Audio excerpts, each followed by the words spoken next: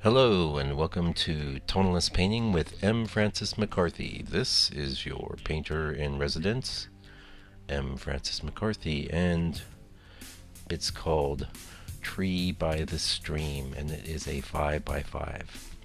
I have also done this as I want to say 12 by 12. Could be an 11 by 11, not positive, but either way, we'll be getting into the larger painting next week. We're doing the study this week, so it's one of those weeks. I'm fond of this little study, and I'm real happy with the way the larger painting came out too, but we'll talk about the larger painting next week when we're looking at the video.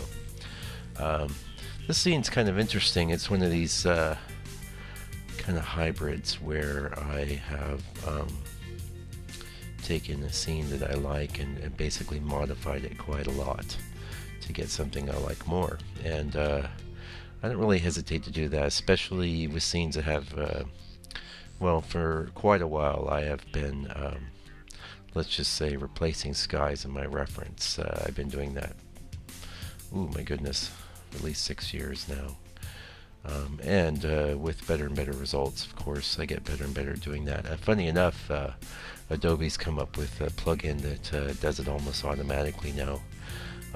But I can tell you, it's taken me years to get very adept at doing it the way I do it. And that's always been a given, because it's very rare where you'll be taking a scene of a reference that's got an interesting composition in the land, but also has amazing formations and composition in the sky that's complementary. So that's one of the reasons I've often done that. And there have been times where I've done paintings and repainted the skies as well.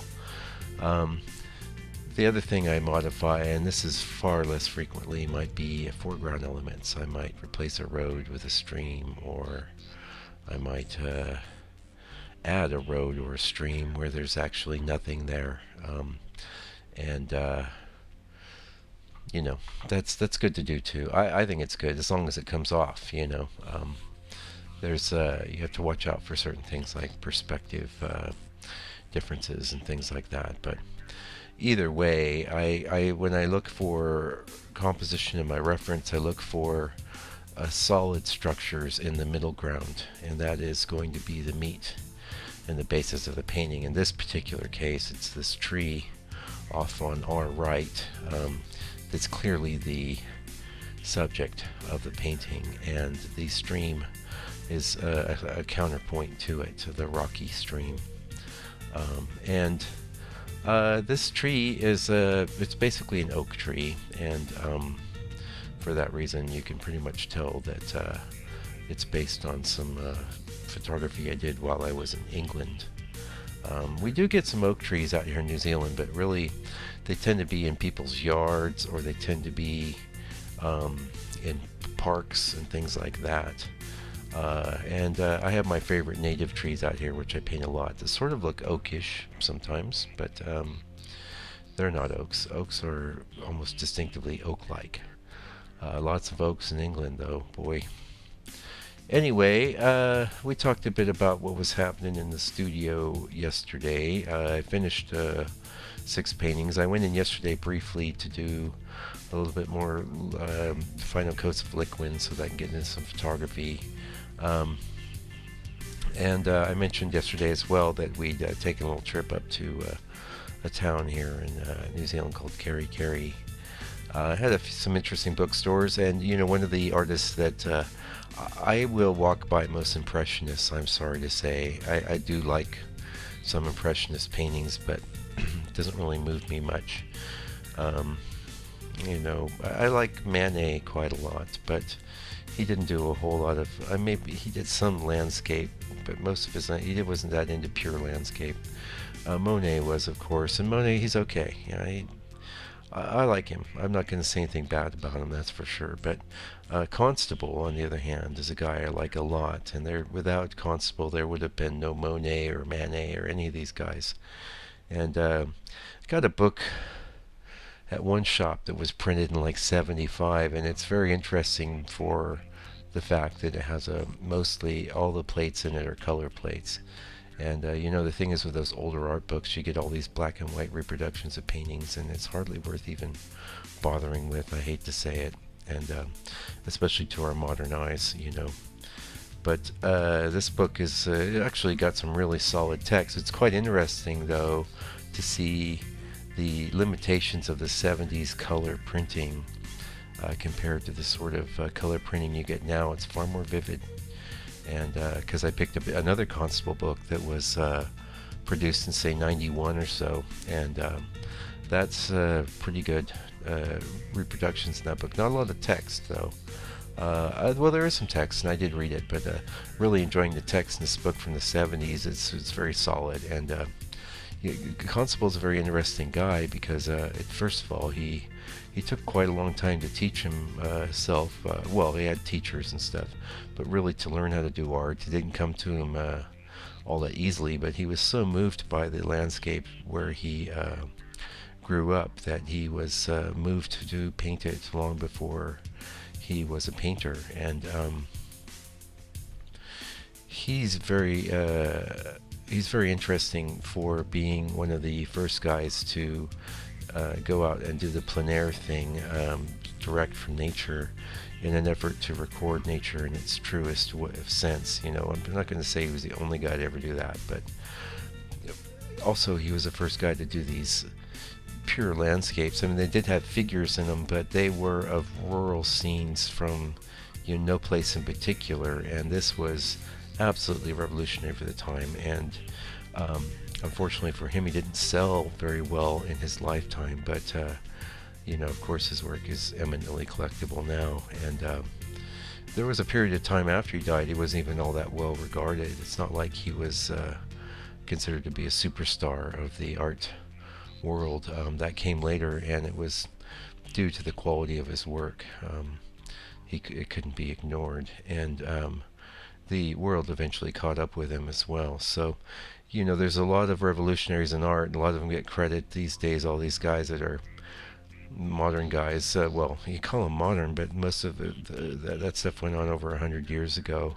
But those artists, they're considered revolutionary for tearing things down, whereas Constable was revolutionary for creating extra beauty and truth. And this is the progression of art history, you see, that most people don't see it that way, because the narrative that we're given is this progression of art from the masters to